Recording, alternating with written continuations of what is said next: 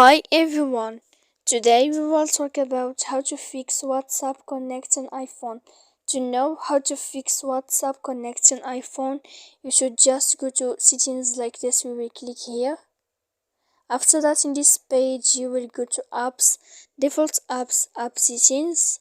When you will see this list, you will go down to find the application of WhatsApp. Then in this page, you will click for stop. When you will end this, you will enter to storage like this. And after that, in this page, you will click clear cache. Then you will go to clear data. And after all that, you can turn off your Wi-Fi so that you can know how to fix WhatsApp connecting iPhone. So please don't forget to support us by like and subscribe. See you next time in another video.